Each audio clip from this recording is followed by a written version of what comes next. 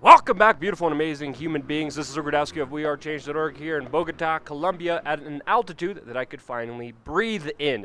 And in this video, I specifically wanted to talk about the probability, the chances, and the bigger geopolitical news behind what people are talking about, Brazil and Colombia possibly invading Venezuela. And to talk about that, plus a lot more, we have David Unsworth. He's an editor of the Pan Am Post. He's been living in Colombia for 8 years, and he is the perfect guest to talk about this because this is what you've been studying and looking into and researching ever since you've been here for the Pan Am Post.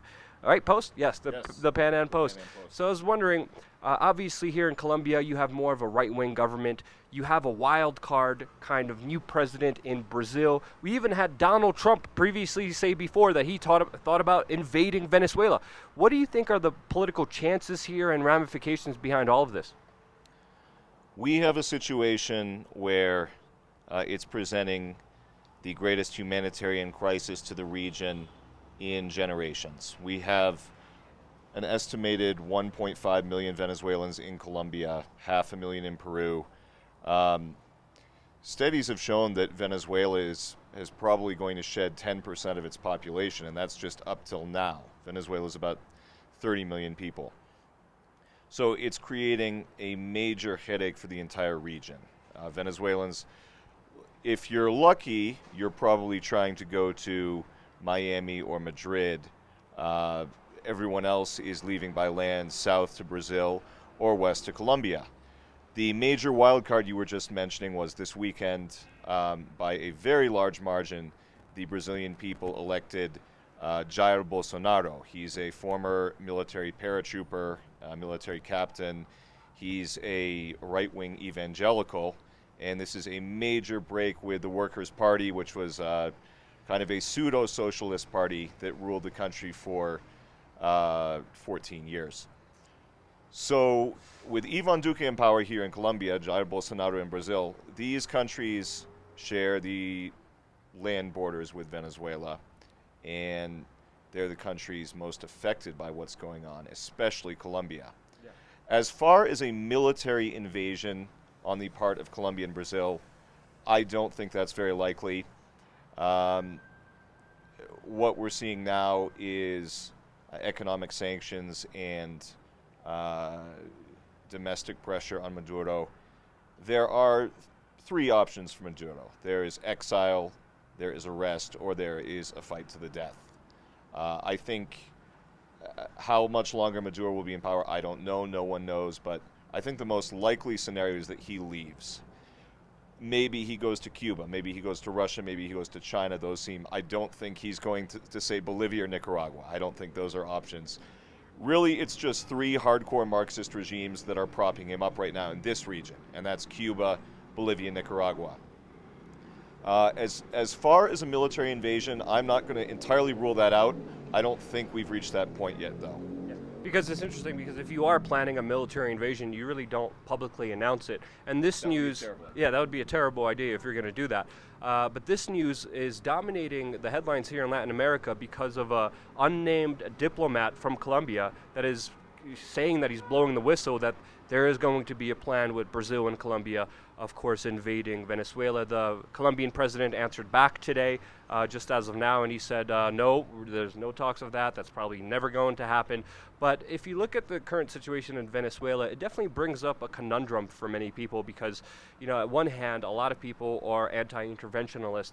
At the other hand, when you look at Venezuela, you've been there, I've been there. Holy cow, it is an incredible human catastrophe, a human disaster that is unfolding there that is just horrible to see. So as far as this moving forward, do you think these sanctions, which of course also have been hitting people, will be that effective, or do you think you really do need an invasion to change the situation in Venezuela? A key part of the question is, to what degree does Maduro have the support of the Venezuelan military, and to what degree does he have the support of the Venezuelan people? If you talk to Venezuelans or academics, most people are going to say, best case scenario, maybe 20% of Venezuelans support Maduro. That's being generous. It's probably somewhere closer to 10%. And those are the people that are in Chavez and Maduro's pockets. Those are the people who are basically being bought with food, typically working class or even lower working class people.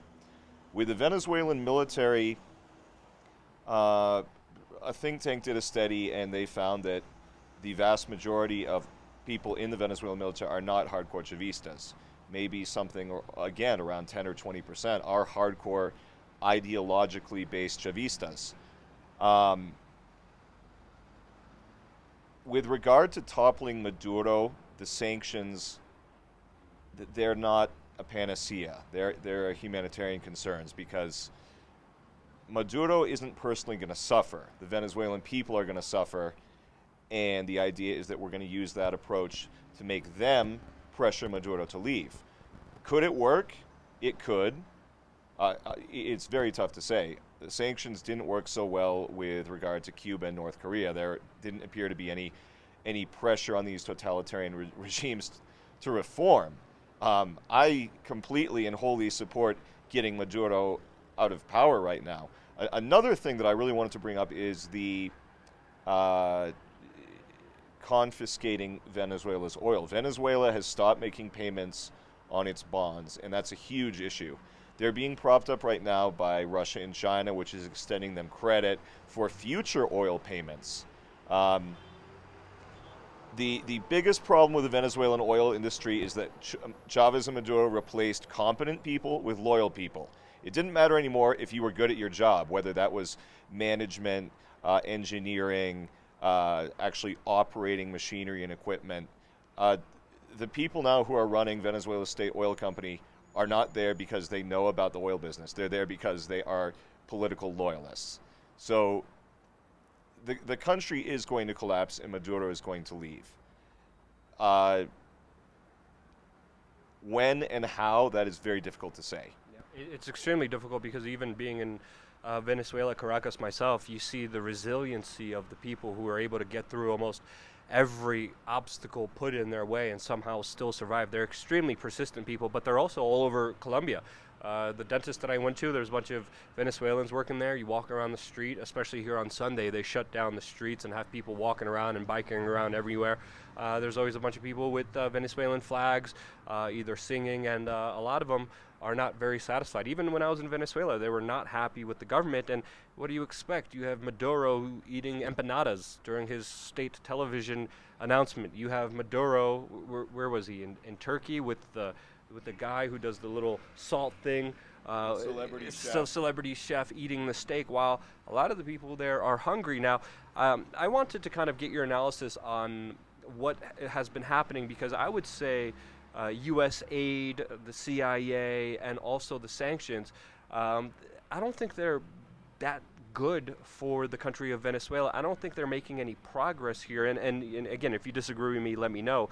But to me, a lot of people are suffering, and to me, sanctions haven't worked on so many different countries before. What is your assessment on kind of the sanctions and the options that people have to trying to see a change in Venezuela? Well, as much as I'd like to believe in the electoral process in Venezuela, there's very good evidence that elections are a sham. Chavez did win 3 elections, possibly a 4th in Venezuela. The last election he won and both of Maduro's elections are completely and certainly electoral frauds. Chavismo has been completely discredited in the eyes of the Venezuelan people.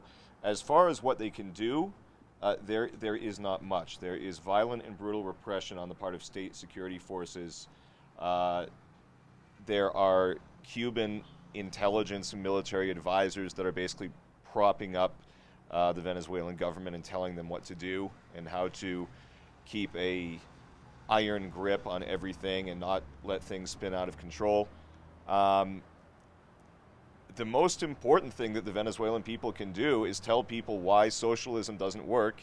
It has never worked in Venezuela. It has never worked anywhere it's been tried. Basically, if you're 18 to 35 and you're not married and don't have kids, you're probably leaving the country. That's the end case scenario. And I cannot overstate. We have 1.5 million Venezuelans in Colombia. It may even be 2 million. It's very hard to estimate, but this is a mass exodus of biblical proportions. And if we were to walk out on the streets of Bogota right now, everyone we see is Venezuelan. They're everywhere. If you go over to the terminal, the bus terminal over there on the other side of the city, everyone, families, mothers with babies in their arms, everyone is just trying to get out. They're going, and there's so many here in Colombia that they need to even go further. Many are going to Peru. Peru has over 500,000 Venezuelans. They're going as far as Chile, Uruguay, Argentina. They're going everywhere, and the lucky ones are going to Miami or going to Europe. But most people can't do that. As far as what they can do, there aren't many good options at this point. The electoral system is completely broken. The economy is completely broken. We're getting reports today that 80% of the country doesn't have gasoline right now. So you can't even get around. You can't go to school. You can't go to work. Buses aren't even running in the country anymore. There are no more intra-city buses carrying passengers from one place to another. As far as the sanctions go, there is no good answer. I can't say that they're a great idea. I also can't completely discard that possibility either. Yeah, I mean, from the U.S. point of view, it's to put pressure on the people so the people revolt and overthrow the government. But crap, it hasn't really worked, and it has hurt a lot of people. And like you were saying, I've been seeing Venezuelans all the way in Panama, a large number of them. They're all over the place, and there's another immigration crisis that a lot of people don't like to talk about on the mainstream media. They like to talk about the U.S.-Mexico border, the Europe-Africa border, but there's also another major one happening here in Latin America that is also very important and should be a lot of concern to a lot of people, especially with the galvanized, bolsterous talk of a possible war happening on this continent. So thank you so much, David. Really appreciate all your expert analysis and spending time with me here in Bogota. Your link to all your stuff will be in the description below, so definitely check out David's stuff. He's an expert in this specific field, studying this specific field, so definitely check him out if you want more information. Most importantly, thank you, beautiful and amazing human beings, for allowing me to be an independent news reporter, being out here for you, reporting on exactly what is happening. If it wasn't for you guys sharing, supporting, donating, I wouldn't be here. And that's why I love you guys. Thank you again so much for watching. Stay tuned for more.